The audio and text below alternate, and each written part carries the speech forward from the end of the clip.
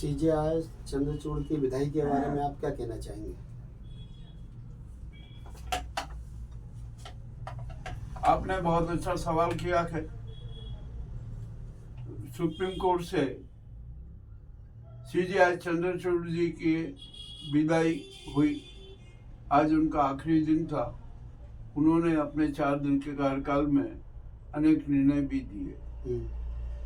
अब आज यहाँ पर उन्होंने एक जो निर्णय दिया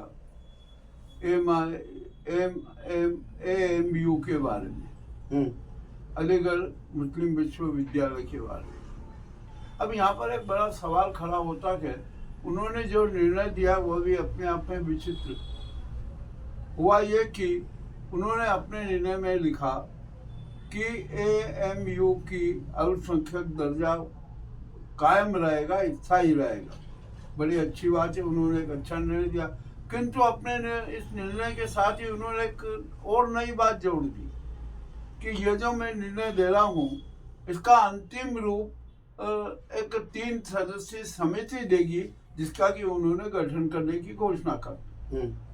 बड़ी विचित्र बात है। जब आपने निर्णय दे दिया तो स्पष्ट ही कर देना था अब क्या था, किंतु वो उन्होंने निर्णय नहीं स्पष्ट निर्णय दिया और अब सारा दारोमदार 3 सदस्यीय समिति पर डाल।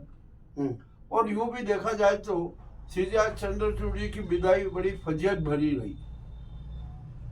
आज उनका आखिरी दिन था, 9 तारीख। कल शनिवार छुट्टी रहेगी, इतवार की छुट्टी रहेगी और सोमवार के दिन भारत के नए CJI 51वें CJI Khanna ji charge लेंगे। ठीक है। अब यहाँ पर जो उनका जो स्वर्णिम इतिहास होना था चंद्रचूड़ जी का, वो नहीं हो पाया। अब उनका एक काला इतिहास बन गया। और अब जो वकील हैं, जो जज हैं, पूर्व जज हैं और सभी लोग वो बड़ा उनकी आलोचना कर रहे हैं। जो आलोचना भरी विदाई भी अपने आप में अच्छी नहीं होती है। हम तो एक बात जानते हैं कि यदि हमारी जाते समय हमारे सामने ही बुराई होती है तो ये हमारा सबसे बड़ा काला इतिहास होता है। यानी लोग हमारे मुंह पर बोल रहे हैं। नागरत्ना जी ने कितना कड़वा सच बोल दिया, ये चंद्रचूड़ जी को सोचना चाहिए था। और अब ये इस स्थिति के लिए और कोई दोषी नहीं, स्वयं चंद्रचूड़ जी दोषी हैं। क्योंकि उन्होंने अनेक जनहित के जो महत्वपूर्ण राष्ट्रीय मुद्दे थे उन पर स्पष्ट निर्णय नहीं दिया। जैसे EVM के बारे में है, इलेक्टोरल बॉन्ड के बारे में है, जो कठोर निर्णय देना थे। चुनाव आयोग के सामने सुप्रीम कोर्ट ने आत्मसमर्पण कर दिया, सत्य नहीं जाना।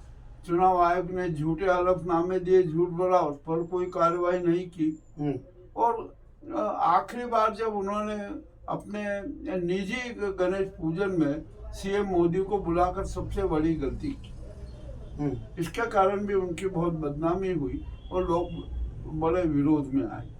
ये इतना सब कुछ होने के बाद बड़ी विचित्र बात लगती है कि अब चंद्रचूड़ जी क्या करेंगे। नाजी गैंग ने तो जो शातिर षड्यंत्र रचते हुए अपने खेल करना थे वो कर लिए, और चंद्रचूड़ जी को जो सत्य निर्णय देना थे, जनहित के निर्णय देना थे, वो नहीं दे पाए। तो अब इसके लिए भी कोई क्या कर सकता है। ये भी तो चंद्रचूड़ जी ने अपने हाथों से ही किया। यदि जब ऐसी स्थिति बनती है तो बड़ी विचित्र बात लगती है और एक सीजेआई के लिए एक ये अच्छी बात नहीं है। सीजेआई के इस कार्यकाल से और इस प्रकार के चरित्र से सुप्रीम कोर्ट के प्रति भी जन विश्वास कम हुआ। अब 51वें हमारे जो खन्ना जी आए हैं, देखते हैं वो क्या निर्णय देते हैं। उनके बारे में भी एक स्पष्ट राय बन चुकी है कि वे भी लोकहित और जनहित वाले निर्णय नहीं देंगे, क्योंकि उनके सामने जितने प्रकरण आए उसमें भी उनका ढुलमुल रवैया रहा। हाँ, अब एक जो 52वें सीजेआई बनेंगे, अब वो कौन होगा, गवई जी होंगे, नागरत्ना होंगे या कौन होगा, यह जो वक्त बताएगा। पर अभी ये 6 माह के लिए हैं खन्ना जी। 6 माह बाद ही सुप्रीम कोर्ट के प्रति जन विश्वास अवश्य जागेगा, न्याय के प्रति विश्वास जागेगा। और जो सीजेआई चंद्रचूड़ जी ने जैसे निर्णय दिए, कार्य किए हैं, वैसा कोई भी अब CJI नहीं करेगा। आपका नाम? KC Yadav. Ground report Mukesh लश्करी, टीम न्यूज़ चैनल उज्जैन।